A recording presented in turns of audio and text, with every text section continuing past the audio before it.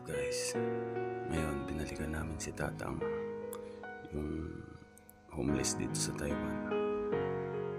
Chinek namin kung anong status niya, tsaka inabutan natin ng konting tulong. Bigyan natin siya ng good vibes sa araw na yan. Kasi malaman natin yung buong kwento niya, ba't siya nagkaganon.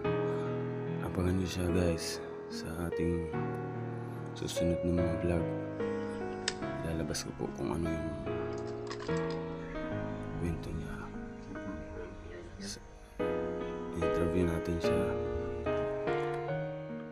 kung ba't siya napano, asan yung mga pamilya niya. Binigyan natin siya ng free haircut para medyo maging maliwalas na may itsura niya, kasi medyo summer na rito. Abangan niyo siya guys. Sobrang nakakadurog ng puso yung nangyari kay tatay at saka sa asawa niya. Tunghayan niyo po kung ano talaga yung totoong storya sa likod ng kanyang buhay, ba't siya nagaganyan. Nakakadurog ng puso. Yun guys, supportahan niyo lang po tayo. Supportahan niyo lang ako. Patuloy kong tutulungan si Tatang.